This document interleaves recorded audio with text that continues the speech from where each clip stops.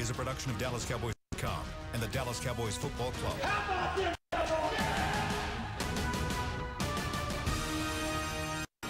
This is the mother of all podcasts. Yeah, check this out.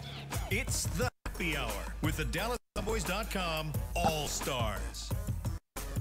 I love that intro. All-Stars. All-Stars. Welcome to the show, Nick. What's up? Dave. Hi, Shannon. Mick. Hey, All-Star. And Nate. How you doing? Yo, what's up, man? What's up, man? Just rolling, man. You're a long ways down there today. I know it's a long table today. Yeah, man. But you know what? We are dry and we are warm, and we have some warm chips and some cold beverages. Dry, huh? Yes. And we are going to talk about some Cowboys Victory Tuesday. Yes, sir. I'm with you. Man. Everybody saw it coming. What a difference a week makes. Yep. Dave, did you call that a 33-point win at home against one of the best defenses in the league? I didn't call a win, period, so no. Did anyone call? I think someone at this table called a win. Actually, 3 of the 4 people over here called a win. First one to 20 was going to win. So what about 40? Well, they got to 24 at halftime. Okay, all right. Yeah. Nick, let's start with you, man. Yeah. You get 1 minute. Okay. Just thoughts on the game. Well, I mean, I thought it's, as Brian Broaddus, who's here, says it all the time. Hey, Brian. It's a strange lady. This NFL is weird. And that's the reason why I picked it. I didn't expect the Cowboys to have that big game like that offensively, but I did expect them to win because just when you think this football team, I don't know about other teams, but this football team, when you think that you've got it all figured out, they come back and do something like that, which is scary about Washington. You know, coming up this week, we'll see if they can get off this track because, as I say all the time, how you get to 8-8 is you go 3-3. And then you go 4-4, and it just kind of adds up that way. So I was impressed with the way the offense was and the way Dak played. That offensive line looked great. The defense is amazing. But you kind of expected it to be weird like that, and it certainly was. Dave? Yeah, I've said this a couple times already, and obviously, I mean, the offense was so good the other day. It was really impressive that they did that against the best defense in the NFL, but that's really not what I take away from that game. It's the defense. This is the best start in terms of scoring defense for the Cowboys over the first 6 weeks in 15 years. 103 points allowed in 6 games. They're averaging 17.2. I think the math checks out on that. They're dominant. They've done it without Sean Lee for 3 weeks now. They haven't allowed an opponent to go over 24 points, and they kicked the Jags offense up and down the field. Not that it's a great offense, but 6 weeks of doing that, it's impressive. And even if the offense doesn't get it figured out, this defense looks like it's going to give them a chance to be in every single game they play, which, when was the last time we were able to say that about a Cowboys defense? Yeah.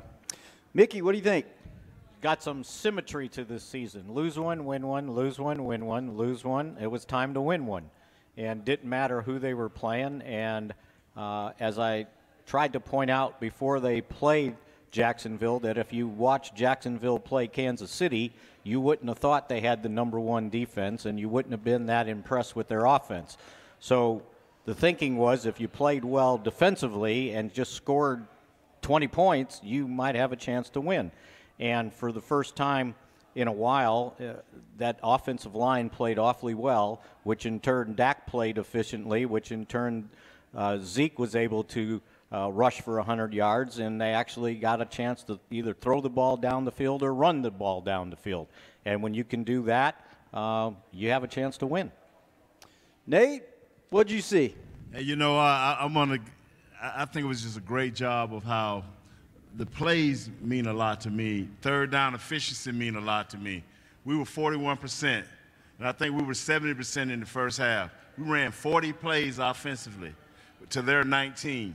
If we can do that, regardless of how high or how low the score is, it gives our defense a chance in the second half to be even more dominant. And we didn't see that this week because the game was just out of hand by the halftime. But if we can take that on the road and run like 35, 40 plays against Washington, make sure our third down efficiency is up, now we can help our defensive end because at the end of the day, the defense still is the strong suit to this team. So if we can keep them off the field, they had a total of 41 plays for this Jacksonville team. And I'm not saying that these guys, the Redskins, are going to be that inept on offense, but if we keep our defense fresh, it can happen. They might be.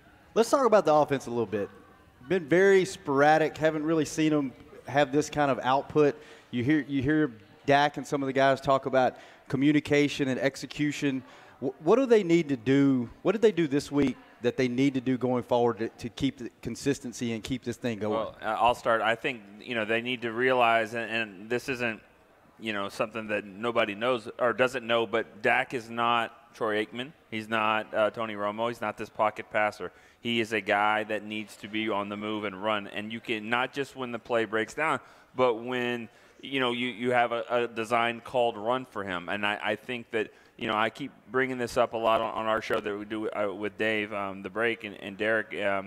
But the thing about it is Carolina has no problems doing that with Cam Newton. And they need to think like that. He's not as big and strong. He's not 270, but he's still a mobile guy that needs to be on the move because that will only help Zeke if those people are thinking, you know what, he could keep this ball here. They need to just quit acting like he's a pocket passer and try to utilize him on the run.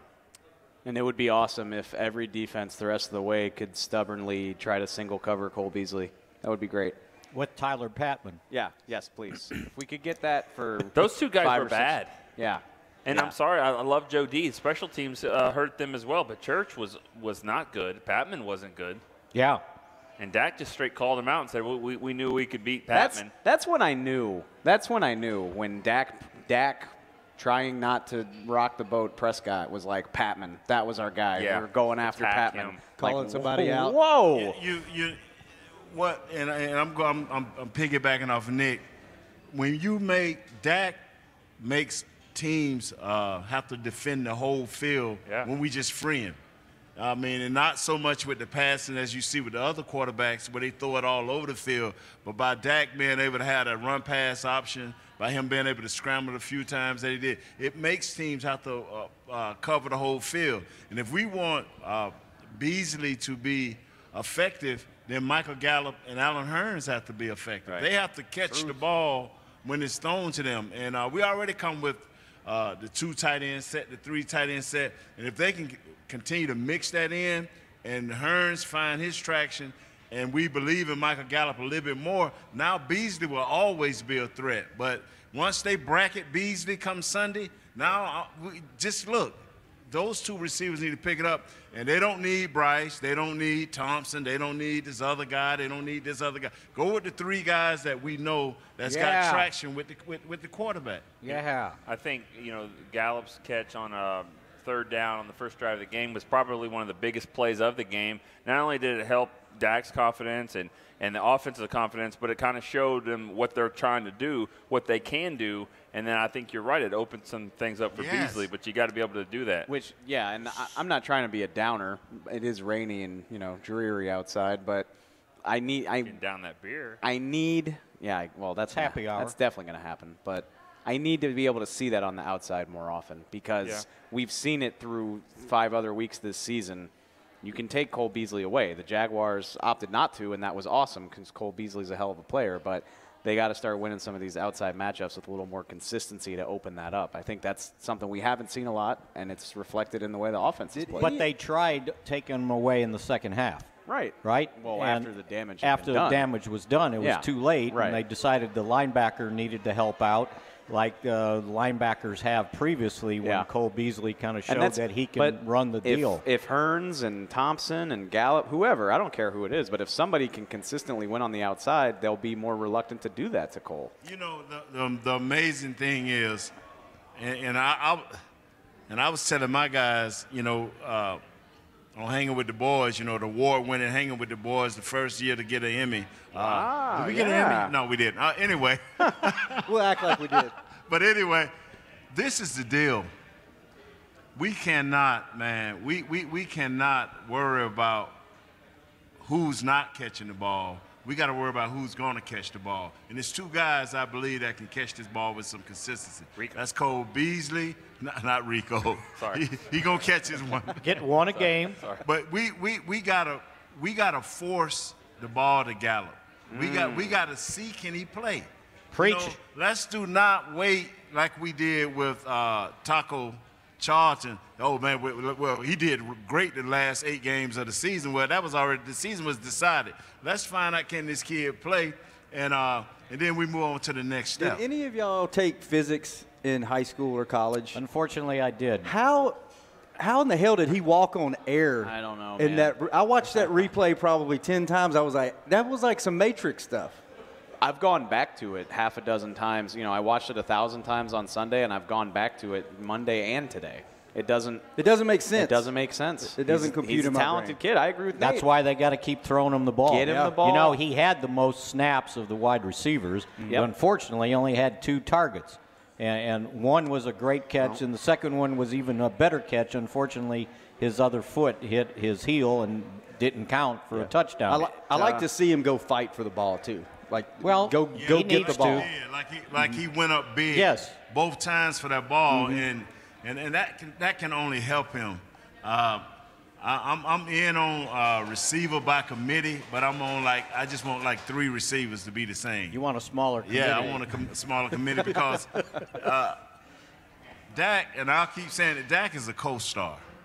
The star is Zeke, the co-star is Dak. Yep. But they got a lot of bit players, that's called offensive linemen, that need to continue to keep blocking well. And our receivers, just somebody step up.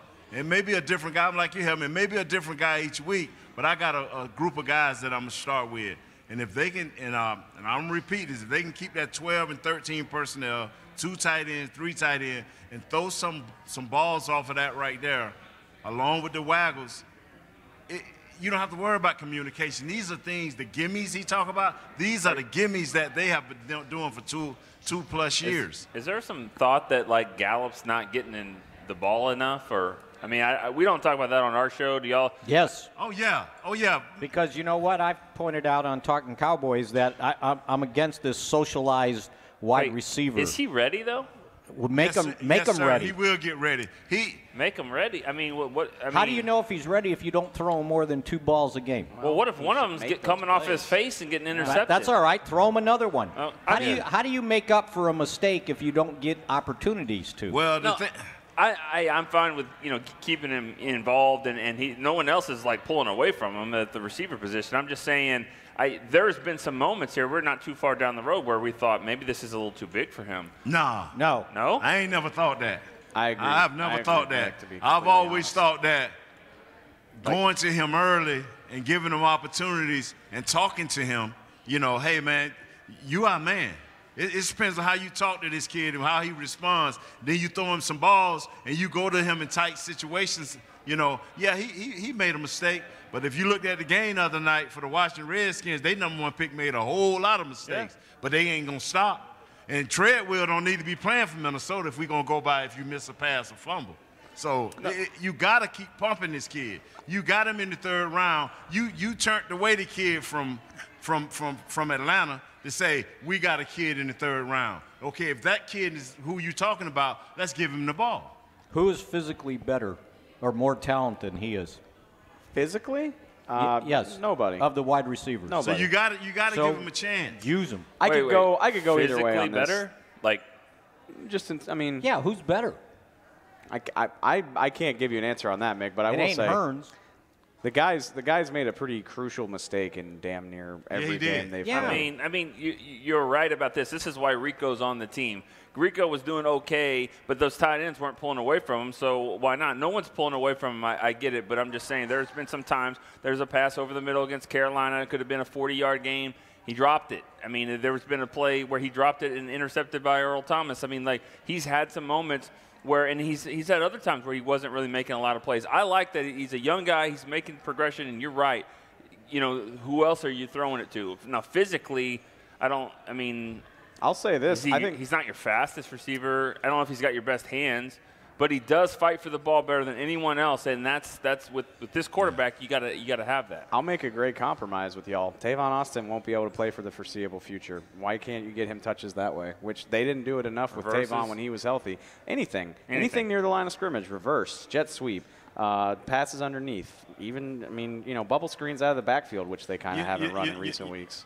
Nick, over time, but see, this is my issue, is it seems like we're always behind the 8 ball. For 4 years, we don't have a war daddy.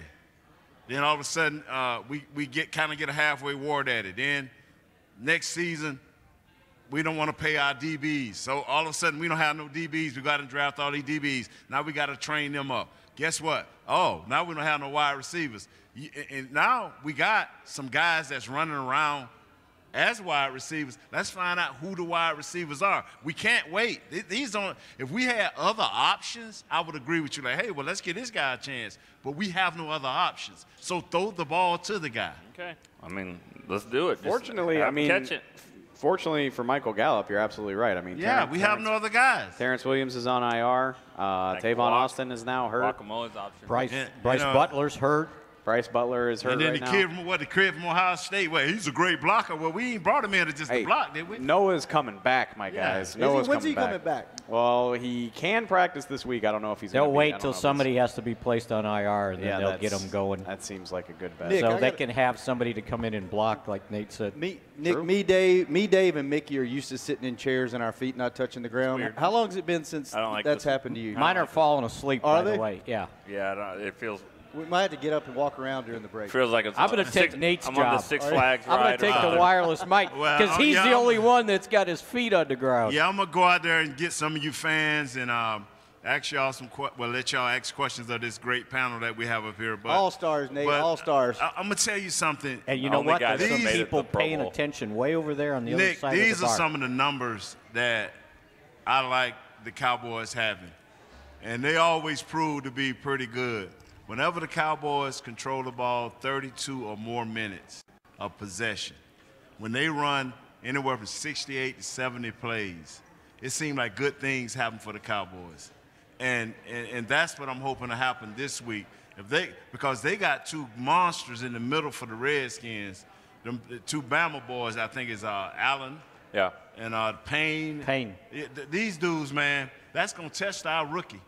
That's going to test our rookie and our center. So we're going to have to maintain that ball. And if we can get back up around 42, 45% on third down, that's going to ensure that we have extra plays, extra snaps. And then if we can keep, and I know it's a lot, but if we can keep Dak out moving around, throwing the ball, and Zeke being Zeke. Let's go to that. Let's go back to the play calling. They've seen success with the RPOs and getting Dak out in space. And it seems like sometimes – they go back to what doesn't work, and sometimes they look so stubborn that this is the game plan. We're sticking to the game plan even if it doesn't work because eventually it'll work.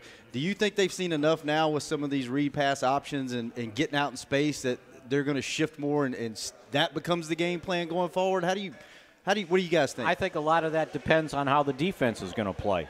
Jacksonville was very aggressive, and they took advantage of their aggressiveness. It's like you want to shoot up the field with your defensive lineman. Okay, well, you don't know if Dak's keeping it or if he's giving it to Zeke. And so it depends on how they play it. Because if they're playing Dak, then you got to give it to Zeke. If they're playing Zeke, Dak keeps it. On his touchdown run, when they faked it to Zeke to the right side, 5 guys went with Zeke. And he stopped at the line of scrimmage like, don't tackle me. I ain't got the ball. He does. And it was wide open on the other side. So a lot of it is reading how the defense plays if you're going to do those read options. Nick, you want to eat some chips and some wings and go to break? Definitely. It's not stopping me. I'm still eating you're still throwing it down? All right, we're going to take a quick break, pay some bills, and when we come back, Nate is walking around harassing people in the crowd, and hopefully he can get some people to ask some questions, including Rob Phillips that's in the audience. Be right back on Happy Hour. It can be hard to find the right resource for learning about important financial matters. You search how to build savings, you end up reading about the one weird ingredient from supermarkets that can make you taller. That's why Bank of America built BetterMoneyHabits.com, a safe corner of the internet for answering financial questions. Full of simple videos and tips, Better Money Habits can show you how to make the most of your money without resorting to random searches that always seem to lead to unbelievable photos of childhood stars grown up. To learn more, visit BetterMoneyHabits.com. I definitely have an Instagram foodie thing, but the low camera on my new Samsung Galaxy S9 from AT&T is getting me a whole new world of likes and shares. Baskets of bread by candlelight, colorful fruit plates in full sun. Even a dimly lit Cobb salad was recently hailed as a masterpiece. Come in now. Ask how to get half off the new Samsung Galaxy S9 from AT&T. AT&T, more for your thing. That's our thing. Limited time only. See store for details or att.com. Samsung 50 with dual aperture f1.5 mode and f2.4 mode. Dual aperture is installed on the rear camera. Oh, I am craving a Dr. Pepper. I got some soda. I asked not for soda. I asked for ice cold, craveable Dr. Pepper. Its flavor is more one of a kind than a foretold sloth with a thirst for speed. So stop settling for soda and start demanding Dr. Pepper. I love sloths. When you crave a Dr. Pepper, nothing else will do. Grab an ice-cold 20-ounce Dr. Pepper today. Dr. Pepper, the one you crave. To work big land, you need equipment with values rooted as deep in Texas soil as you are. Like John Deere compact tractors with a 6-year powertrain warranty and big features that help you work less so you have more time to do what you love. John Deere was first in the Texas fields, and we're proud to be on the field as the official ag and turf equipment of the Dallas Cowboys. Find Texas-sized deals at myjohndeerdealer.com/football. Terms, conditions, exclusions, and warranty limitations apply. See dealer for details. Back to the happy hour. Yeah, check this out. With the DallasCowboys.com All-Stars. The happy hour, the star. Concrete Cowboy, throw down some punishing some chips. Let's hear some clapping. Punishing some chips and some boneless wings and some cold beer. And dropping guacamole all over the table. Yeah. Did you mess up the table, Mickey? I did. Get it together down there. The only Mickey. fumble, really, of the day so far. And it didn't bounce right back to me either. Yeah, No? that's true. That could have been bad twice. So it's okay if he runs and fumbles, though? You know, he leads the NFL in fumble I recoveries. saw that. Dak Prescott with 4. Good for him. Hey, wow, that's a stat right there. And think about it, how important they have been. Now, those two in the Jacksonville game, yeah, you know, they probably could have overcome that, but there was no bigger fumble recovery than the one against Detroit. Oh, my God. Would have lost the whole game for him. Oh, my God. And changed this whole narrative about how they're great at home and not good, you know, don't forget about that play. That bothers you, doesn't it? What? Great at home and bad on the road thing. Yeah, I don't think it's You don't really, buy it. I'm You're not not buying here for it. I'm not buying it. Not yet. What are you not buying? I just don't think it's really a thing yet. It's a trend. We're seeing it. Yeah. But I just don't think they're like, this team's not good. First of all, I've seen them at home for 10 years now. It's not a – never mind. Go ahead. Well, they haven't played as well at home as you would think. Yeah. They're 15 and 17. They haven't had home field advantage for a while. I think it has a lot to do with who you're playing, where you're playing. I think that's what Nick's trying to say. Well, because look who they played at home, other than Jacksonville, and we'll find out how good they are. But it was the Giants and Detroit. Yeah. On the road, you play Carolina, good defense. Seattle, good defense. Houston, really good defense. Absolutely. Yeah. We'll see. I don't know. I think see this week. I mean, might be something they won 5 straight in Washington. They're even Mickey, and you know this, going all the way back to the late 80s, and you were there too. Even the year you won one game, you won in Washington. It was in Washington. So and they've done the same thing too. When the years the Cowboys won the Super Bowl, they went 12-4. 4-12 teams swept them. It happens in this series. We had a caller asked a good question, or interesting question on our show earlier today. He gave us 3 options, but I'll give you guys 2 options. Is it more important for this team to win this week to prove, obviously you need to win, prove that you can win on the road, or that you can string back-to-back wins together? Back-to-back wins.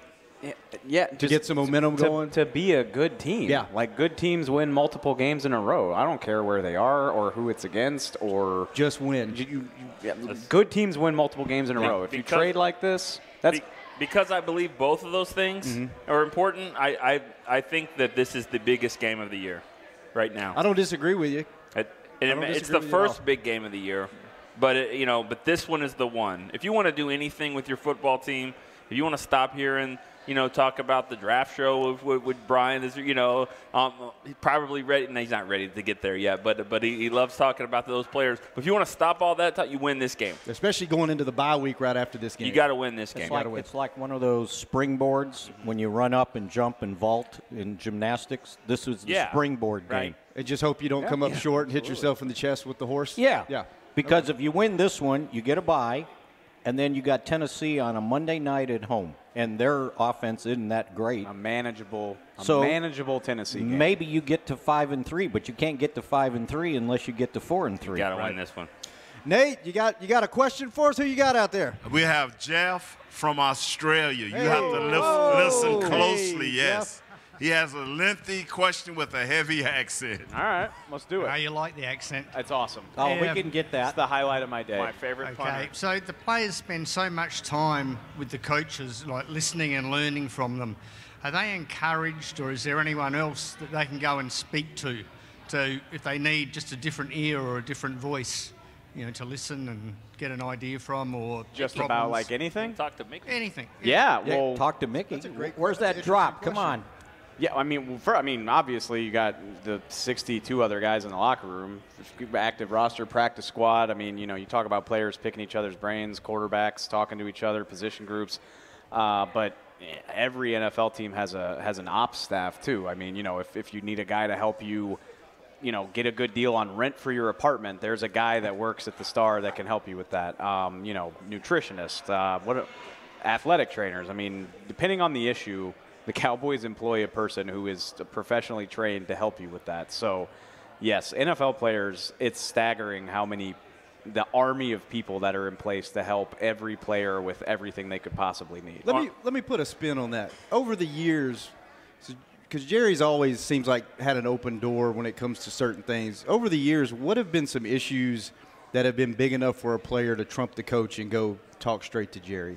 Can you think of any? None that the name isn't Troy Aikman, Emmitt Smith, or Deion Sanders. Yeah, well, what? Maybe Tony Romo. You don't think Tony just went straight? Yeah. Nate. I think Nate? He has he want to get a little deeper on that. Okay. Okay. Are they also encouraged to have, say, personal mentors, particularly I see. someone like So like a Dak? personal coach? Is that what you meant? Sorry? A personal coach? Yeah. You know what? They've got so many coaches, not only the position coach, but the assistant position coach, the head coach, the coordinator, that they've got a lot of guys that they can go to on the team to talk to. And then a lot of times they bring in players. You know, Jason periodically are bringing a player during training camp to help certain guys, like with pass rush or offensive line plays. Because we had Willie Anderson in. Willie Anderson was They had here. the tackles Should have had Nate Newton in. DeMarcus Ware has stopped by a couple times. Charles Haley we can't get rid of. Charles Haley we cannot get rid of. That is true. I'm glad he gets to say that. Oh, yeah.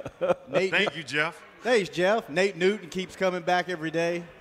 Yeah? Nate Newton loves us. He does love us. Let me ask you guys, let's go to the defense. Daryl Johnston's around. Yeah. This is kind of a weird question to ask, but Sean Lee gets healthy.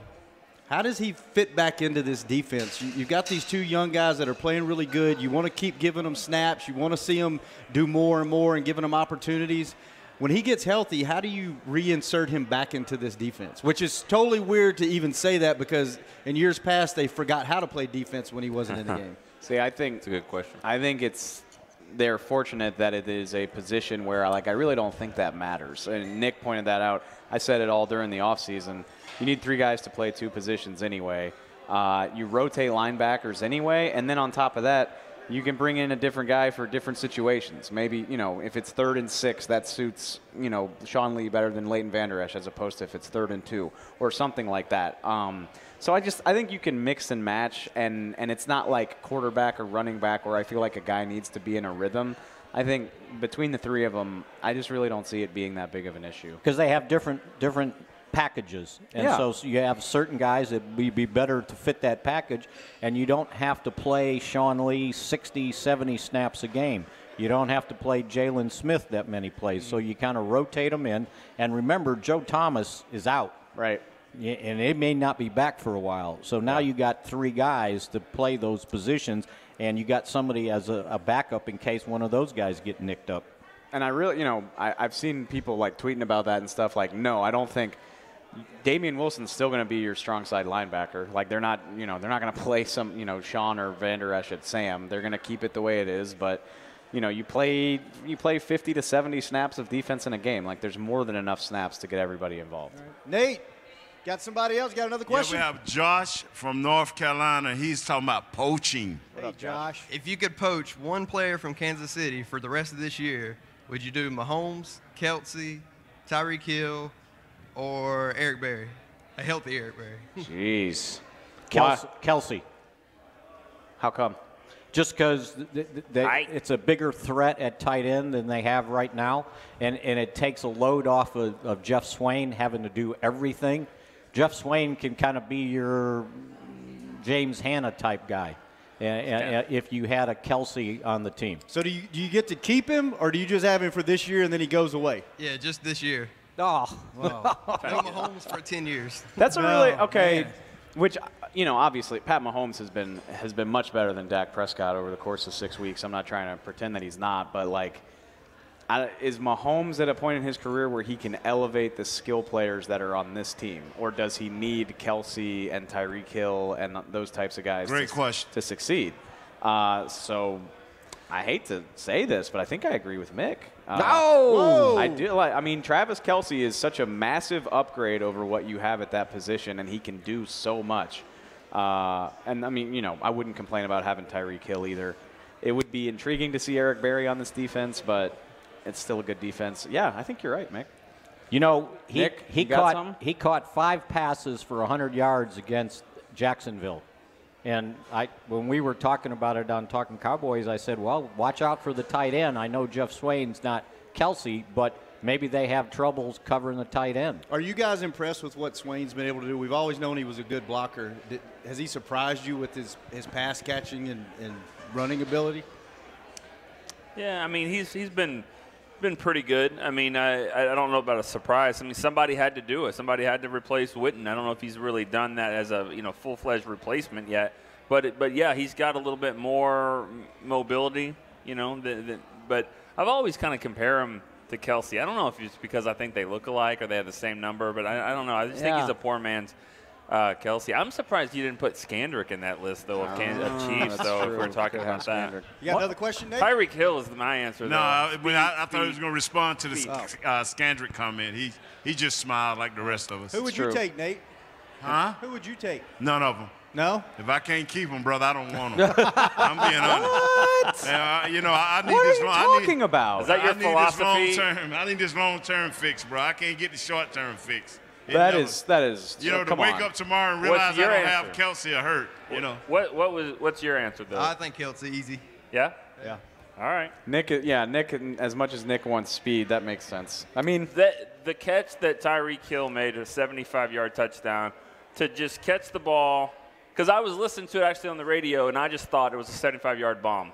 He caught the ball. He was at 0 speed, and then all of a sudden, for the last 40 yards, I mean, that was unbelievable to me. And the Cowboys haven't had a guy like that since Deion, I think, that can just run like that. I straight up don't want Tyreek Hill on this team because I don't trust the coaching staff to use him the way that he should be used. Like, the Chiefs do so much creative stuff with him, and the Cowboys can't even figure out how to get Tavon Austin involved enough. Like, that would drive me crazy, I think. I agree with that because when they was playing against Jacksonville, they actually tried to line him up on Ramsey like 2 or 3 plays, and Ramsey just snapped him off just like that. And they said, that's enough. Ain't no, we're going to put you on the move, and he can't handle you like that. They keep this kid in the bomb that you're talking about. I mean, he waggled in the middle of the field. He slowed down in the middle of the field, then caught that ball and took off, man. And when they brought in our guy from the Rams saying, hey, that's what I was envisioning, that we would have plays like that where he could just, get loose, man. And it takes a special innovator to do that. Yeah. Here's a fun one. Let's just expand this to the entire NFL, not just the Chiefs. Another bar game here? Yeah. Since we're in a bar. We're in a bar. And it is happy hour. Yeah, these are just hypotheticals. There's no tampering in happy hour. No. The rule. True. No. Okay. Who would you take? Any player? Any player. Any position, any player right now to fit in on this team. Just give me Aaron Rodgers and worry about the rest of it later. I'm with you, Dave. I mean, okay. I've seen that book before that I read last night. Yeah. And I called it with 3 minutes left and they're down 10. And I told Paul, we were out last night watching the game, I said, Green Bay is winning this game. Yeah. No doubt. Hands down. Did you hear Witten set up the play-by-play guy when he said, I've been here before? Yep. And he didn't. He laid out. He didn't say, what are you talking about? Maybe he didn't. Come on. Maybe he didn't want to bring up the bad memories. Or maybe he was so involved in college football back then that he didn't know what was going on in the NFL. Oh, I'm sure Joe Tessitore knows about the 2016 divisional playoffs. Maybe. Maybe. It's not just that game. Or how about 2017, game 4, 5, whatever it was? Yep, 5. Game 5. Are we okay? Are we at a point where we're okay with the kicking decision? Obvious. No. Yeah. Are you guys no. good? No, I want You better. have to make 20 in a row. I need to see him make 5 more. Yeah, we're good. And Jason always said at training camp, he was like a machine. We talk about Brett Maher, just a machine, just making every kick after kick. And that's what he's been. I mean, I know he missed the first one in Carolina, but since then, most of them seem like they're right down the middle, too. Yeah. And he might have He had been extra one that point was kind of to the right upright, I think, one of the field the goals. game winner against Detroit kind of hooked. Like, it was like, and then it went back inside, I think. I might be wrong. He definitely had one that kind of hooked back He's inside. also, I think, second in the league in touchbacks. I know Bailey would not have been. My heart just sank into my stomach because I see that who Nate's about to get a question from. So Nate's got a big smile on his face, and he's hugged up next to Broadus, and he's laughing, and he's pointing. So Broadus has a question, and he set us up, was it 2 weeks ago? Brian's going to try to get us But you know fired. Yeah, he's trying to get us I do escorted. I will do what I do on Talking Cowboys. What's that? You can ask the question, but you got to answer it You gotta yourself. What we were trying to do here, and I should have alerted Shannon, was stand right here, brothers. We was gonna say, can the people guess what voice this was asking this question? But I ruined it. That's Messed bad it on me. up. But Broadus has a question. I just saw the grin on his face. I know Mickey's answer for this question because I asked it today, and I appreciate his answer. Who are you more surprised of defensively, the way they played, Byron Jones or Leighton Vander Esch? Good question. And Mickey gave a really good answer, so go back if you can listen to Talking Cowboys today. Mickey's answer was really, really good. But I want to know from the panel, and Nate, you as well, who are you more surprised that they played well? Byron Jones at corner or Leighton Vander Esch as your Mike linebacker? You want to go first? You know, that seemed really easy. Then I started to talk, and I was like, well, no, that's a very good question. It's a great question, but I think it's an easy answer. I think it's Vander Esch because I thought Byron Jones might struggle, but he had a chance to be pretty good, and he has been good. I didn't think this early that Leighton Vander Esch would be really great, and I think he has played great right now. His pass coverage is unbelievable. I think he is playing at a level that I thought that he would get to this level in a couple of years, and he's got there in about 5 games. I think it's Leighton Vander Esch, and I don't even think it's close because maybe more so than any other position, cornerback is just about having world-class athleticism, and we know Byron Jones has that. I didn't think he'd be this good, but he is a freakish, world record-setting caliber athlete, so it's not super surprising for me to see him excel, not to mention he played cornerback in college and some as a rookie. Leighton Vander Esch, his first start for the Cowboys was his 15th 11-man football start ever. He started 1 season of football ever at Boise State in the Mountain West, coming off of 8-man football. There were concerns about his physicality. There were a lot of people that were not hyped about the pick because he hadn't done it enough against good enough competition. And he's out here how many people, me included, kind of rolled their eyes when the Cowboys compared him to Brian Urlacher when they drafted him? Well, that was your mistake. Okay, Mick, I'm sure you saw it coming too. You definitely saw it coming. Nick, he's been fantastic. What do you got? You raising your hand? Oh, he just keeps saying who was rolling their eyes. Me. Who thought this was kind of a reach of a pick? I didn't. I absolutely thought Leighton Vander Esch was going to need half a season or more to get his feet wet, the same way Taco Charlton did. Did you ever see him play in college? Yeah, Mick, I'm on a draft podcast. I asked you, did you see him play? Yes. And he didn't impress you? He looked promising, he looked promising but inconsistent for a mid-major program. And Boise guys don't play well here. They don't? Well, that's a good point. We don't have many of them. Brian, what was Brian's answer? Sorry. I'm munching on a carrot right now. There we go. Yeah, the meal's great, ma'am. Thank you very much. Appreciate that. I went with Byron Jones because after, I think the best thing that happened to Byron Jones was Chris Richard showing up. And so I think it's difficult to play corner in this league. I think there's people that won't game plan to stay away from him. But Leighton Vander Esch has been outstanding. Everything that you talked about, I think is absolutely right. But I didn't expect Byron Jones to come in there and be is a dominant player at corner. I mean, they're having a hard time throwing passes on him. I think it's difficult to play out there, but Vandross has been outstanding too. What about you, Nate? That's what I picked too. Yeah. I picked Jones because we are always seeking for Deion Sanders. We ain't always seeking for Urlachers. We always seeking for that one shutdown corner. And I'm not saying you say up until this point. Up until this point, man, Byron Jones has been on game.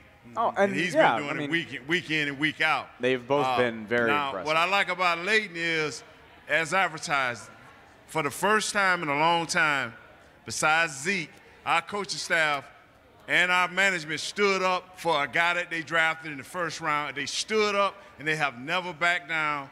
And they put him in the game with no reservations, even though Joe Thomas had a better training camp and I think is a better linebacker. They did not hesitate. That's what I like about Leighton. He's good as advertised. And I ain't worried about the 7-man or 8-man football. The dude climb mountains, dog. He live up on the side of a mountain. He hunts wolves. He does hunt wolves. He's the wolf hunter. I mean, come on. Dude climbs mountains, dog. Man, you're right. That's what it is. You're right. See what I have to put up with? LSU thing. See what I have to put up with every day? This I guy. love Nate. This guy. Nate's my favorite. Well, let's take another break. Thank you, Nate. So we can eat some more chips. And when we come back, let's talk about the defense. Let's get into some guys that came back, some guys that have been balling out, and get your thoughts on that. When we come back to Concrete Cowboy at the Star on the Happy Hour. Cowboys fans know that the second best of anything simply won't cut it, and your skincare should be no different. A longtime locker room favorite of the players and the official men's skincare brand of the Dallas Cowboys, Dallas-based Jack Black, is the #1 best-selling men's skincare brand in the country because we make products that help guys look, smell, and feel better. Visit getjackblack.com/Cowboys to get $10 off your first order of $50 or more. Jack Black. Look good, smell good, feel good. Official men's skincare brand of the Dallas Cowboys. Star Sports Tours is the only official fan travel partner of the Dallas Cowboys, offering exclusive game weekend travel packages with sideline access and photo ops with current players, alumni, and cheerleaders. That's not all, though. You'll get to talk X's and O's with Senior Director of Personnel Will McClay, and of course with yours truly, me, Brian Broaddus. You can trust the official fan partner of the Dallas Cowboys, and with us, you'll travel like a pro. Visit cowboystravel.com to book your travel package today. Before there was a draft, you could size up a cowboy by 3 simple factors: the crease in his hat, the bend of his brim, and his unbending attitude. A man's Stetson didn't just protect him from what life threw at him, it projected a rugged, unstoppable spirit. Stetson hats are still American-made with pride right here in Texas. They're still the unofficial crown of all self-respecting cowboys. Stetson is proud to be on the field with America's team. Find a retailer nearest you at stetson.com/Cowboys. I definitely have an Instagram foodie thing, but the low-light camera on my new Samsung Galaxy S9 from AT&T is getting me a whole new world of likes and shares. Baskets of bread by candlelight, colorful fruit plates in full sun. Even a dimly lit Cobb salad was recently hailed as a masterpiece. Come in now and ask how to get half off the new Samsung Galaxy S9 from AT&T. AT&T, more for your thing. That's our thing. Limited time only. See store for details or att.com/Samsung50. Dual aperture supports f1.5 mode and f2.4 mode. Dual aperture is installed on the rear camera. Back to the Happy Hour. Check this out. With the DallasCowboys.com All-Stars. Back to Concrete Cowboy at the Star. Nick Eatman. Hi. Dave Hellman. Hey. Mickey Spagnola and Nate Newton. Nate's out in the crowd with the wireless trying to get some more questions. So let me ask you guys a question. Red Sox are playing the Astros. He's probably going to get some fan that's like watching the game. They are. They definitely are. Who's winning right now? Boston winning? Go Sox. I thought Boston was up like 2-1 maybe. Yeah. I've lost track, though, because we were talking here. Yeah, we're sitting here. We're talking Cowboys. Talking Cowboys You know what on I mean? Happy Hour. Yes. So David Irving and Malik Collins came back this week. They did. What type of impact did you think those guys made in this game? Well, I thought that David Irving, it's unbelievable what he was able to do the first couple of snaps. Just for a guy that's practiced 6 times since Thanksgiving. Is that about right? God, I think it's less than that. Well, probably 3 times this week. year. One or two twice, last week, one the week before, 3 for the mandatory OTA or mandatory minicamp. They made him do If you can even call those practices. Yeah, I mean, yeah. he was, And he then was he there. missed, and he missed a month before that at the end of the season. So for a whole year to be practicing 6 times and then to just come off the ball like that and force Bortles into that play, it's, there's a reason why you're very patient with guys like that. They're patient with Gregory, patient with Irving, because they have freakish talents, and he showed it there. Yeah. Just wait till we see this week after he's actually played 22 plays. Yeah, let's see. Right? He's got to I was get excited. I was excited to see Malik show some pass rush too. Yes. They play him. They've been playing him at the 1 more than the 3 these days, and he didn't have as many sacks last year because of the injury and because of where he plays. So to see him get his feet wet and look like he can disrupt some things, it's not. There's about 8 guys on this team right now that can get sacks, and that is nice. He's a pretty good 3 technique. Unfortunately, David Irving showed up. David Irving and Tyrone Crawford plays it really well. Yeah, I mean it's a good problem to have, but it's a problem for Malik. Do you think they'll both get more snaps this week? Oh, I think they. You know what? The snaps were almost equal. Were they really? I think everybody had like 24 or somewhere in that range. Irving's so weird because he can play around different spots.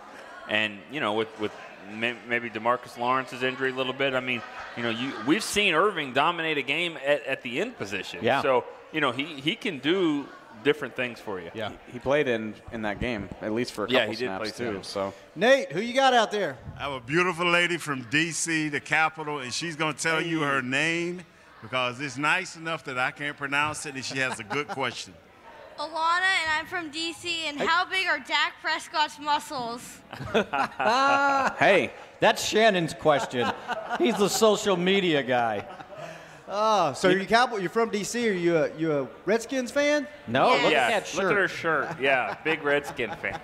she's got a giant star on her shirt. So, I mean, is it the muscles can put who and who arms together? Dave, you traveled to Mississippi State with him last year. It's You actually should know funny. How big his muscles it's are. funny that you How bring big that is up. he? How big is he? We did a documentary about Dak's life and career at Mississippi State, and they showed me some pictures of him when he got there, and to compare it to his senior year compared to his freshman year, let alone his 3rd year in the NFL, it's amazing the way major college football programs and obviously NFL teams can transform these guys. So to answer your question, they're very, very, very big. He is ripped. Here's the key thing. He has deceptively big thighs for a quarterback. It's true. That's why he's got such good balance. Yeah. Nate, what's the big difference between college and pro weight programs? Why do guys get so much bigger when they get to the pros?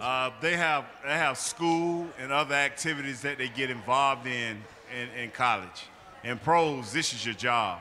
This is what you do. You spend 3 to 4 hours a day just concentrating on your body, and especially if you want to change the way you look and a few things that you do. You got specialized people here that can give you that attention.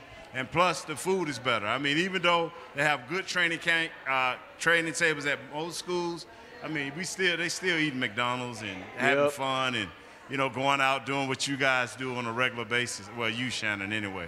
Just putting trash in my body? All day, every day. All day, every day. I'm talking about the local cantinas. Oh. So, do you have another question, young lady? No. Well, thank you. Do you think that the Redskins have a chance against the Dallas Cowboys? Yes. Do you have a score? Oh, no. No. Okay. We're going to win, Miss. All right, Nate. We're gonna Thank you. Nate, we're gonna Thank see. you. Nate, we're gonna see how good you are. There's a table over to your left full of ladies. See if you can get You someone talking over to ask. here? Yeah. You ain't about to get them to make up a question. I get one. Okay. Hey, Dave, Yeah. question for you. When you made that trip with Dak, what's one thing you learned about Dak that you did not know?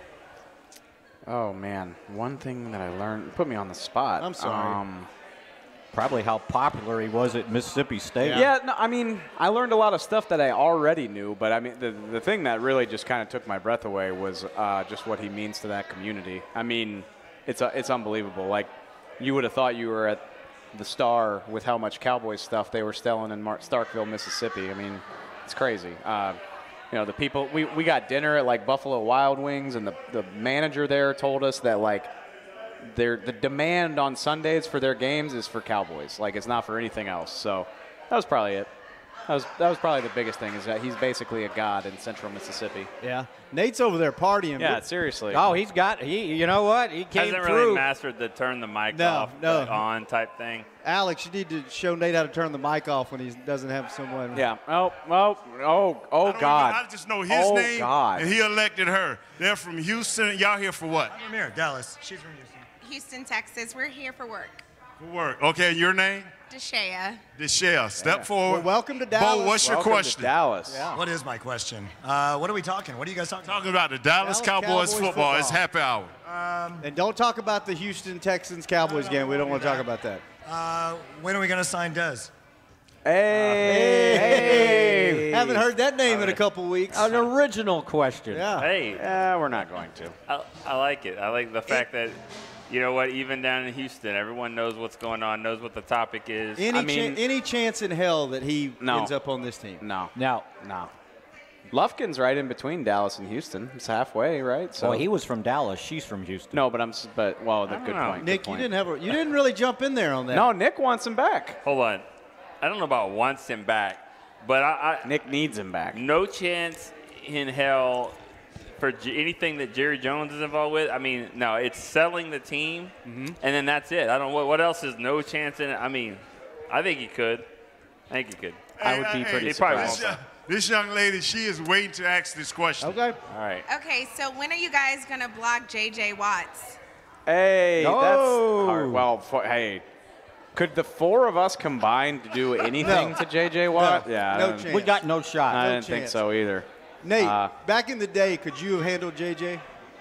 When I was at tackle, yes, me, Emmitt, Kevin Gogan, we would have handled him real well because I would have always had the inside protection. And when my inside protection went down, I'd had Emmitt chipping him or Moose Johnson chipping him. He wouldn't have had no sacks, baby. Did and I would y'all- have took all the credit that I blocked him.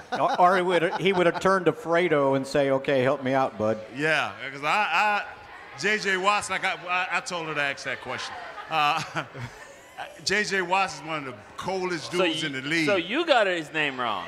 Oh. You got What is his name? Harsh. J.J. Watt? That was harsh. J.J. Watts. I'm Watts. I'm calling him high. Hey, baby, don't even worry about it. Thank you.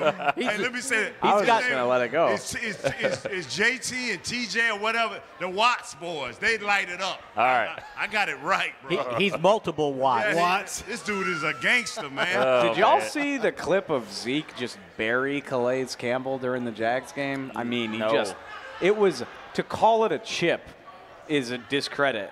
He destroyed him. And I was Yes, he did. we could have used that against J.J. Watt probably, maybe. Just maybe. And you figured when he scored his touchdown, when he was to the 10-yard line, that they weren't stopping him? Oh, Oh, God. yeah, you're not tackling. Right? Oh, there was God, no yeah. way. I don't even think they wanted to. I think on the broadcast, I think Romo even said that. Like, you get Zeke out there like that, like, nah, it's not happening. 15-yard touchdowns in the NFL are not supposed to look that easy. Yeah. Nick, you said earlier that you need to see a little bit more before you determine whether this is a good home team and a bad road team. Why is there such a difference in what they're doing on the road? And Mickey, you said you thought it was who they played and where they played. Do you think they've executed different? I've got two. Not as well. Yeah. The reason, not as well, but the reason why I'm not there yet is because I can just take 2 plays in this whole season, 2 plays. You know, Dak doesn't get that fumble, and the Lions have it. They win the game. They lose at home. It's, after that interception by Xavier Woods in Houston, you give me 7 yards. I need 7 yards, and Maher's going to make me a 58-yard field goal, maybe 60. He's going to make it, and they're going to win. You're not going to have a road problem. I got 2 different plays that I think that would change all this, so I'm not there yet. If you lose this game, you come back and you beat Tennessee, and you're halfway through it 4-4, then, yeah, I think you've definitely got an issue there. See, I can't go all the way there with you. I mean, the Houston game, you're absolutely right. I mean, they played sloppy, but they could have scored 19 points. They could have won the game. Carolina and Seattle, what a pair of disasters. I mean, you talk like NFL teams are not supposed to look that bad no matter what the circumstances are. So, and a lot of it seemed like self-inflicted errors, whether you want penalties. getting behind the chains. We've heard that a ton of times. Busted coverages. I mean, just all sorts of miscues that seem like it goes along with not handling the environment the way you're supposed to. So I agree with you that, like, I don't just think it's this terrible trend, but they have made very uncharacteristic, very ugly mistakes that have led to them playing very bad games on the road twice. With all of that being said, though, fellas, okay, now that we've won this past week, meaning the Dallas Cowboys, okay, what's your record? Well, I mean, right now, what are you thinking? 3-3, baby. They still a middle-of-the-road team? Right. Is that how you still thinking about them? Yeah, do you think this team is better than that, worse than that, or they are what they are? Well, I mean, you're still in the middle of the road until you're in the ditch. I mean, that's what they are. I think Nate's talking from a quality level, not a record level. Yeah, well, but the good thing about that is that we got 10 more games to show that. I mean, like, are you good? That's why I think this game's so important. This is the game that'll show you, are you just going to be that team that keeps going back and forth every week, or are you going to be a team that says, all right, we're better than this. Nate says we're better. We're going to show people that we're better. We're going to, as Garrett would say, stack good games together and start, being a contender for a playoffs. Springboard. So, I mean, simple math. I'm bad at math. I went to LSU, but I can do basic percentages. 6 games. They've looked pretty blah in 83% of them so far. They looked real good in 17% of them. One out of 6, they've looked real good. But the key thing is 50% of them they won. Absolutely, you're right. No, and any win is a good win in the NFL. I get that. But this team has only played up to the potential that we heard so much about once out of 6 times, which if this is the beginning of something beautiful, I'm all for it. But I need to see it not just one more time. I need to see it about 3 more times. If Jacksonville continues to play Bortles at quarterback, they might be 7-9, and we're going to be looking at that going, well, yeah, who didn't blow out Jacksonville? I mean, there's something to be said for that, but may not look as good of a win as it did. Well, and that's I don't care. Strength of schedule doesn't mean crap to me in the NFL because again, these are pro football players who are doing this for a living. No win is going to be an easy win, and no win should be discounted, but again, you got to play up to that potential. You got to do it multiple games in a row. You got to stack wins. So are they capable? They showed that they're capable, but being capable and doing it are 2 different things. And that's what I got to see. Down there, it's a dude named Eric, I think, down there talking to this lady. And I went to him and are you putting him on blast? Or are you he told me I can put him on blast. He's trying to make moves, and you're putting him on the radio so you know he's suffering. And I asked him, I said, do you have a question to ask? And I find this to be common with fans. Now that we've won this Jacksonville game handily, and every fan that I ask, I said, what do you think about the Cowboys now? And they all say, well, I don't know. Yeah. It's a good answer. When will we know? We will know again if they playoffs start. When the playoffs start, if you're in it or not, right? Hey, when that Monday when the playoffs start, if the Cowboys are actually in meetings or they're holding trash bags, one or the other. That's when you're going to find out. I don't even necessarily think that's true. Okay, so they go to Washington, they're off, they host the Titans, and then I believe, Mick, they go to Philly? I believe that's right. When those 3 games are over, we'll know what they are. Is that Thanksgiving yet, or are we at No, Thanksgiving? we're in early November. November. We'll know what they are, because if they can win 2 or 3 of those, they're better than average. If they keep trading this stuff off, then they're probably the mediocre team that we've seen to this point in the season. It hurts me when the Cowboys lose. So believe me, let's go. Let's break this trend before the trend break us. Before we get out of here, let's start with you, Nate. 30 seconds. What do the Cowboys need to do to win the game this weekend? Keep spreading the field, however necessary. Whether it's with your quarterback, whether it's with the receivers, keep spreading the field. And you have to be in the first half. You have to run a bunch of plays and take care of 3rd down. And I think they'll be all right. Mick, I'm with Nate on all that, and then just show Alex Smith who's boss. Dave, it's good. I like that answer. You only needed 5 seconds. on National Boss Day. This is it? Today is. I didn't know that. We didn't even get Derek anything. We're terrible employees. He left already. We were going to buy him a beer. This could be famous last words, but luckily for the Cowboys, I don't think they need to make this big transformation to win this game. Washington's offense is not impressive. I think the Cowboys can hold them under 20 points, and if the offense can grind something out, I think this is such a winnable game, and that's why it's so important. Yeah. I think you just got to make these teams that are already one-dimensional, keep them that way.